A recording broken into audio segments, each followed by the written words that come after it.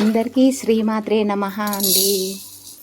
అమ్మవారికి ఎంతో ఇష్టమైన ప్రసాదం గూడ అన్నం అండి. గూడ అన్నము అంటే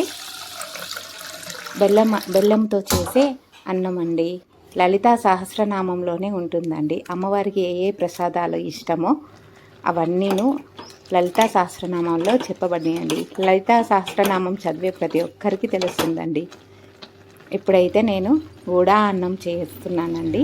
బియ్యము పెసరపప్పు పావు కప్పు తీసుకొని కడిగి నానబెట్టేసుకొని 3 కప్పుల నీళ్ళు పోసేసి ఉడికించుకున్నానండి మెత్తగా.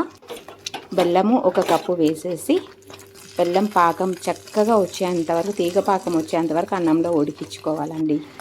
అలా ఉడికిన తర్వాత నెయ్యి కూడాను 4 టేబుల్ స్పూన్లు నెయ్యి వేసేసుకొని చక్కగా కలుపుకోవాలండి. నెయ్యి కలుపుతూ అడుగంటకుండా నిదానంగా కలుపుకోవాలండి. లాస్ట్కి కిస్మిస్ జీడిపప్పు వేసేసుకొని చక్కగా కలుపుకొని అమ్మవారికి నివేదించాలి అండి. అమ్మవారికి చాలా ప్రీతిపాత్రమైన ప్రసాదం అండి ఇది. చాలా టేస్ట్ కూడా బాగుంటుందండి. ప్రసాదం చేసేటప్పుడు, ఎప్పుడు అన్నం చేసేటప్పుడైనా, వంట చేసేటప్పుడు అమ్మవారి నామాలు లేదు అంటే ఏదైనా దేవుడిది నామాలు చదువుకుంటూ చేస్తే బాగుంటుందండి. Subscribe please.